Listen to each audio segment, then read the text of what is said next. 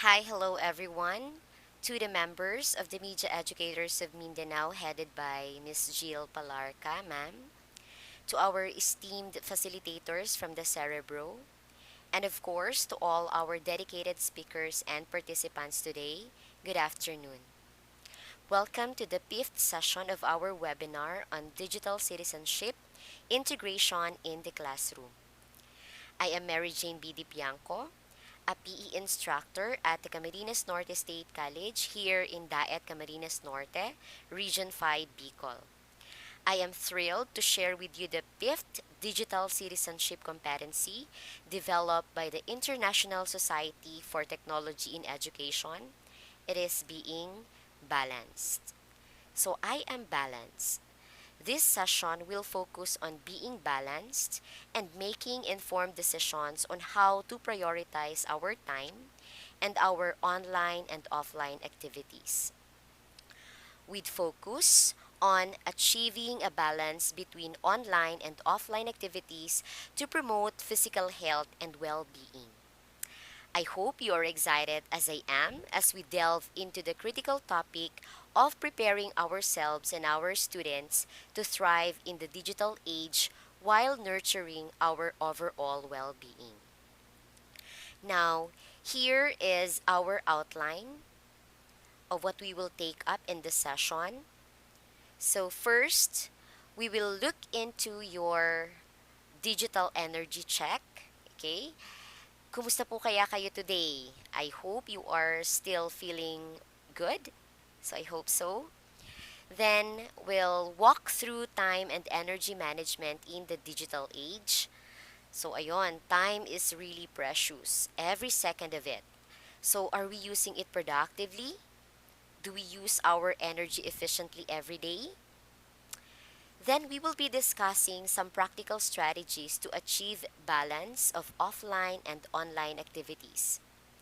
And as a culmination of this session, I'll be leading you to some brain gym exercises and dance exercises that can help us unwind and relax after today's demanding session. So, are you ready to be balanced? Then, let's kick it off. Let us have our digital energy check. Okay. So I believe we are all exhausted after a series of talks and activities with the other speakers today. But if you will rate your current digital energy level, with 1 being completely drained and 6 being fully charged, what would it be? You may type your responses in the in-call messages or in our chat box. Well, I assume that most of you are still on levels 3, 4, and 5. So sana po wala pa namang completely drained this afternoon. I can see how well we participated in all the activities facilitated by our first to fourth speakers. So I am hoping that despite our remaining digital energy, you can still actively join me this afternoon. Okay po? So kindly type your current digital energy level on the chat box. Okay? So ayan. So thank you for your responses. Now let us have time and energy management in the digital age. We know that time and energy management are essential skills for optimizing productivity and achieving personal and professional goals. So these concepts involve effectively allocating limited resources of time and energy to various tasks and activities. As the digital age continues to shape our lives, the way in which we manage our time and energy have become more complex and challenging. Let us explore the fundamental concepts of time and energy management, and let's look into how we can deal with these increasing challenges posed by the digital age and constant connectivity. So, what is time management? Time management refers to the process of planning, organizing, and allocating time to tasks and activities in a way that it maximizes efficiency and productivity.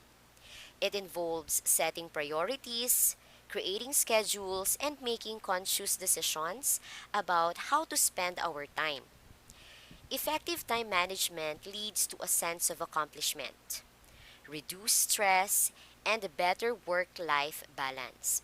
So ayun, I know we all agree that if we manage our time well, there is this sense of accomplishment, di po ba? Accomplishment of all the tasks on our to-do list. And through this, we can fight stress. If it isn't possible to eliminate it, at least lessen or reduce our stress. All of this will contribute to the balance between our work and personal life. On the other hand, energy management is the practice of conserving and optimizing our physical, mental, and emotional energy to sustain productivity and well being. Just as time is a finite resource, so is energy. So, proper energy management involves recognizing our peak energy levels. So, we should know our own energy limitations and we do not have to push beyond it. Why? Because it isn't healthy and it can lead to risks on our health. So, we could also take breaks by doing nature walks or pausing and doing simple breathing exercises. We could also manage energy by engaging in activities that recharge us, like taking naps, sleeping, connecting with other people, and avoiding burnout. But with the digital age revolutionizing the way we live, work, and communicate, our time and energy management faces new challenges in the following. Okay? So here are the challenges in the digital age. First is constant connectivity. The omnipresence of smartphones, social media, and email has created an environment of constant connectivity. So this leads to a blurring of boundaries between work and our personal life, making it difficult to fully disconnect and recharge. We are all guilty of this, right? Okay? We are guilty of committing what we call after hours communication or late night correspondence. So ipapahinga na sana natin, biglang may magno-notify pa, you receive an email. Or tayo mismo yung nagsisend ng mga late night emails not considering our recipient's personal time. Di po ba?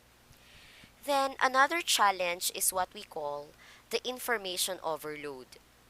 The digital era has flooded us with an overwhelming amount of information. Managing emails, notifications, and online content can consume substantial time and mental energy, diverting our focus from important tasks. So simula po kaninang umaga, we face information overload.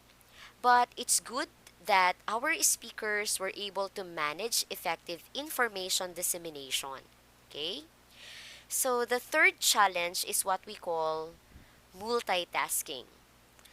The digital age encourages multitasking, but there are researches that suggest that it can reduce overall efficiency and increase cognitive fatigue. Oh, take note of that po. Constantly switching between tasks can lead to decreased productivity and a sense of being constantly on. Yung mga teachers, di po ba tayong mga teachers, talaga namang magaling tayong mag-multitasks. So this is proven and tested na, di po ba? We just hope that we are still efficient in carrying out our multiple tasks without compromising the quality of our performances. Now comes the fourth challenge, digital distractions. Example of this, social media. Okay, the use of Facebook, Twitter, Instagram, and etc. Also the streaming platforms like Netflix and YouTube, and also instant messaging. So this can be major digital distraction. So these distractions fragment attention spans and make it harder to concentrate on tasks that require sustained focus. So sino po dito yung um, mabilis ma-distract sa paggamit ng mga Facebook? Yung although they are attending the webinar, they are multitasking. They are scrolling their Facebook. Meron po ba? O yung mahilig naman sa Netflix. So now streaming. A Time Called You. Okay, so Korean novela. So once we started using and navigating these digital distractions, we find it hard to focus on our tasks. So the tendency is we will stop doing what we are doing and we just sit with our phones all day, then we do social media marathon or what we call the non-stop social networking. Another challenge in the digital age is what we call the fear of missing out or the FOMO. So it truly has impacted our time and energy management. The digital age has given rise to FOMO or the fear of missing out. This is where individuals fear missing out on important updates or opportunities. So this fear can drive people to be always online, further eroding effective time and energy management. So these are among the challenges in the digital age that greatly influence our time and energy management. Now, as we try to find solution to battle these challenges, it is crucial to understand the different types of time that we use. So we have three types of time: active time, learning time, and screen time. Active time is this refers to the period during which we engage in physical activities or tasks that require movement. So this type of time encompasses exercise, outdoor activities, household chores, and other physically demanding tasks. So this type of time has several benefits like physical health. So engaging in regular physical activity contributes to cardiovascular health, muscle strength, and weight management. Another benefit is mental well-being. Physical activity releases endorphins, which can reduce stress, anxiety, and depression. Then we have increased energy levels. So, being physically active can boost energy levels and combat feelings of fatigue. And lastly, enhance productivity. Physical activity has been linked to improve cognitive function, leading to increased productivity and focus. So that is active time. Another type of time is what we call the learning time. Now, this refers to the periods dedicated to acquiring new knowledge and skills. So, this type of time includes formal education, self directed learning, reading, attending workshops, and seeking personal growth opportunities. So, learning time offers several advantages also. One is personal growth. So, continuous learning fosters personal development, broadens perspective, and enhances critical thinking. Okay? Another benefit of learning time is adaptability. Adaptability. So, acquiring new skills and knowledge equip individuals to adapt to changing circumstances and remain relevant in our field. Another one is confidence building. So, learning new things can boost our self confidence and self esteem. And another benefit is professional advancement. So, lifelong learning can lead to career growth and advancement. So, take note of these advantages of learning time. The third type of time is what we call the screen time.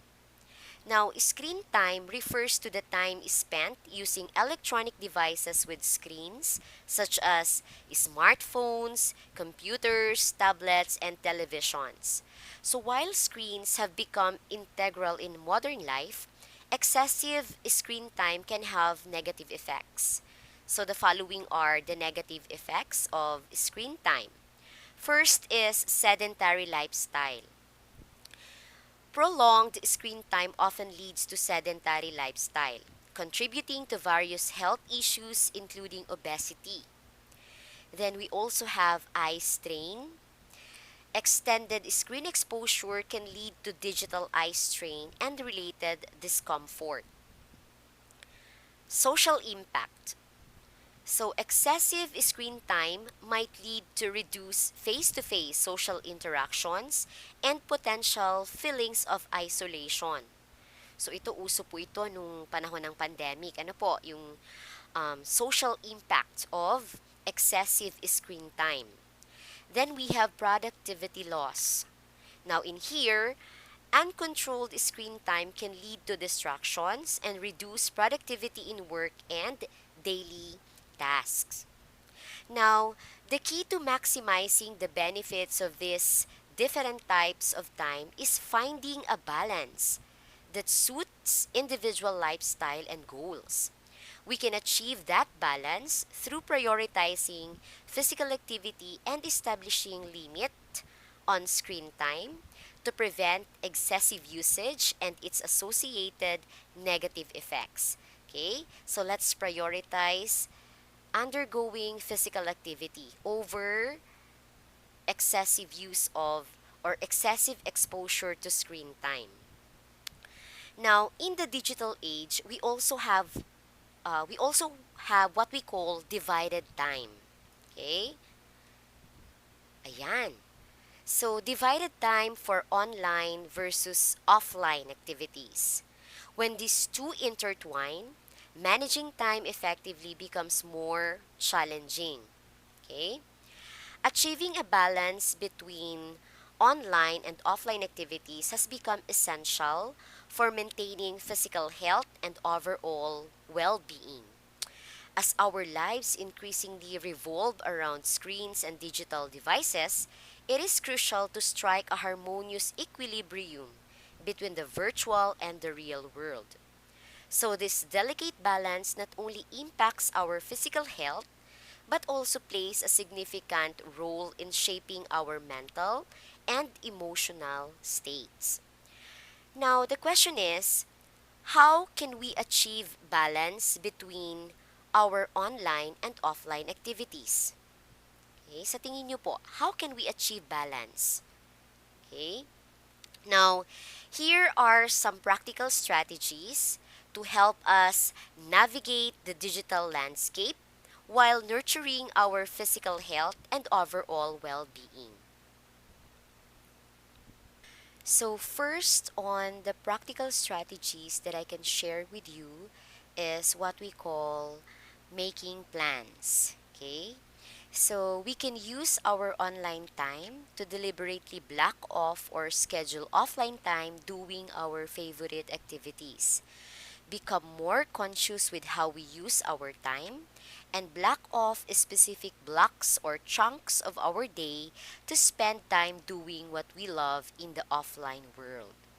So, under making plans, we can do the following. Okay? First is setting boundaries. Okay? So, setting boundaries is about regaining control over our digital lives. It is recognizing that the constant pool of screens can interfere with our productivity, mental health, and relationships. So, by consciously delineating when and how we engage with technology, we can regain precious time for activities that nourish our physical and emotional well being, such as spending quality time with our loved ones, or pursuing hobbies, or simply enjoying moments of our solitude. Kayo po, paano po kayo nagsiset ng boundaries?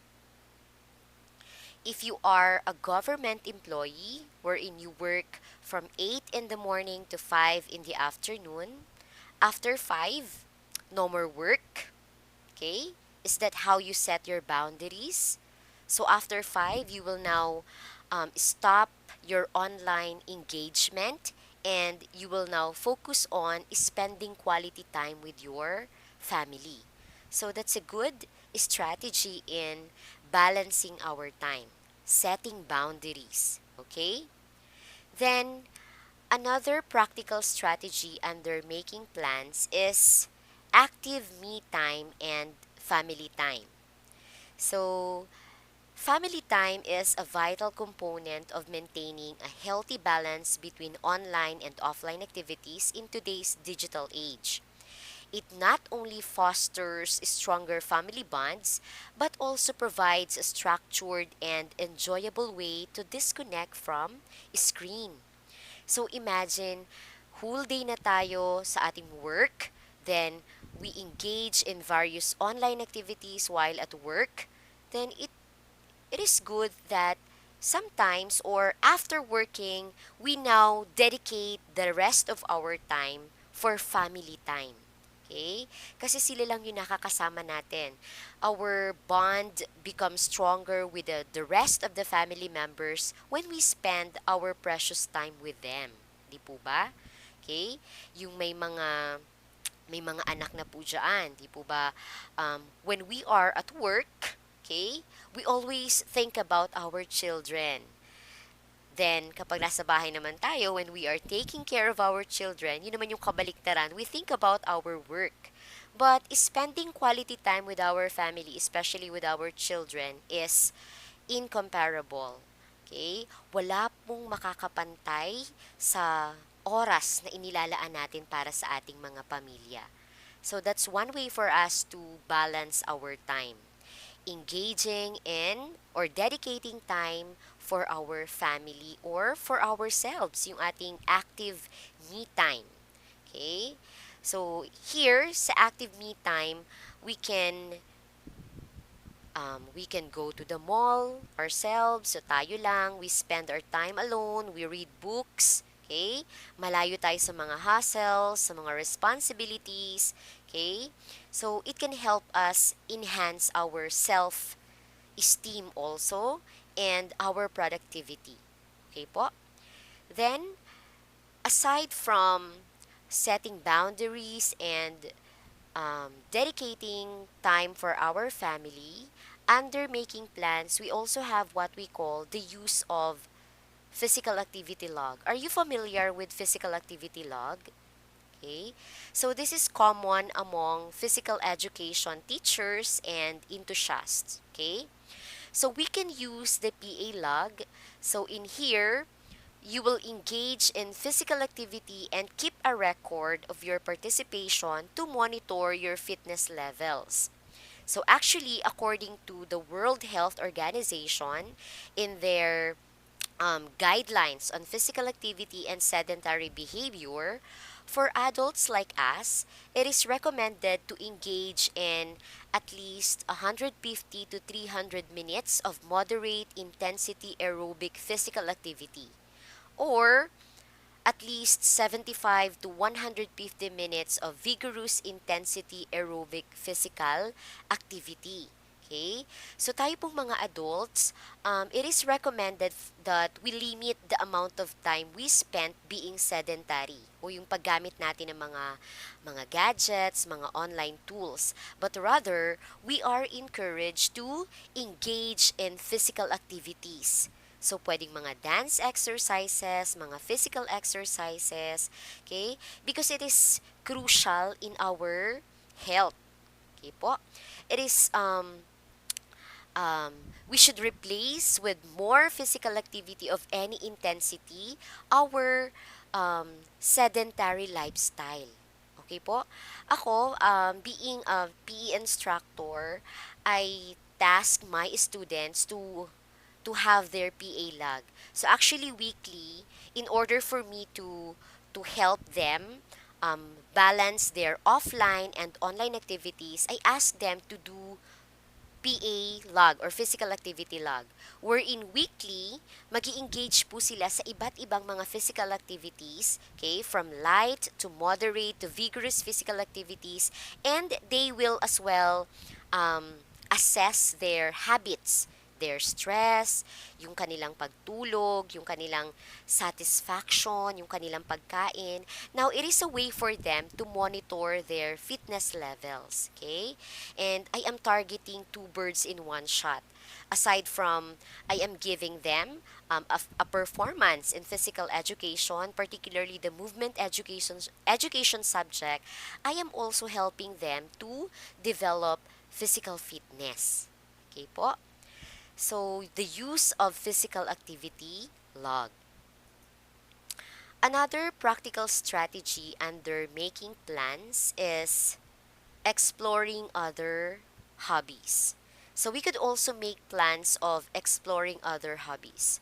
Doing so encourages creativity and personal expression, whether it is expressing emotions through art, solving complex problems through puzzles, or finding new culinary combination in the kitchen. So hobbies allows us to tap into our creative potential and cultivate a sense of uniqueness.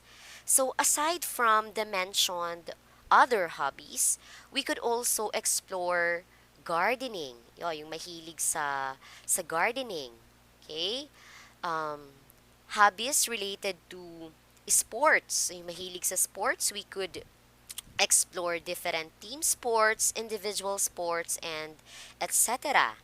Yun namang mahilig sa music, we could engage in musical activity like playing musical instruments or singing with our friends. Okay? Singing in video okay with our friends. Okay? And yun namang mahilig mag-isa, pwedeng you may explore reading books. Okay? And other activities, other hobbies that could enhance our sense of uniqueness and creativity. Okay po? So lastly, in making plans, we could also do this. Yan, designating a tech-free zones at home. Sino po sa inyo ang gumagawa na nito? Okay? Technology-free zones at home. So we designate a particular areas in our home wherein there will be no use of technology. Okay? So one of the primary reasons for designating tech-free zones is to enhance family relationships. By creating spaces where technology is intentionally left behind, family members can engage in face to face conversations, bond over shared activities, and strengthen their emotional connections. So, these zones promote better communication and allow for more quality time together. Okay? So, I remember seeing this post in the Facebook na kung saan kumakain yung isang pamilya but instead of um, talking with one another or yung pangungumusta, kumusta yung mga kids sa school, kumusta yung trabaho ni Mister o ni Mrs., they are using, the members of the family are using technology. So yun na yung kaharap nila. Imagine they are eating their dinner, but they are separated. Although they are connected in the dinner, they are separated by heart. Okay? Yung ginagawa nila ay they are focused on using their gadget instead of conversing with each of the family members. Okay? So kung meron tayong tech-free zones at home, our family relationship could be enhanced. Okay? So it emphasizes the face-to-face conversation with our children, with our spouses. Okay? So this is one good practical strategy actually. So I want to try this at home kasi yung mga anak natin talagang Generation Z na sila and talagang kahit hindi mo turuan, natututo talaga silang gumamit ng mga gadget. And I guess this could help in maximizing our time with our kids and other family members. So, those are the strategies in making plans. So, making plans to balance online and offline activities is a proactive step toward a healthier and more fulfilling life in our digital age. It empowers us to take charge of our digital habits, set boundaries, and prioritize meaningful offline experiences. By committing to these plans, we can harness the benefits of technology while preserving the richness of our real world interaction and personal growth.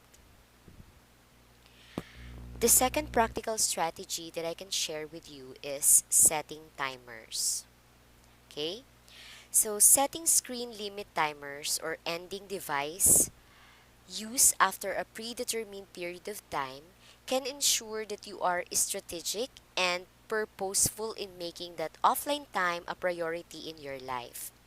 Be sure to have those time limits in frequently so that you are not missing out on precious offline time with friends, family, and with your personal offline interests. So, in setting timers, we can follow the following. First is 2 hour rule. Okay? So we can follow the 2 hour rule in using digital tools.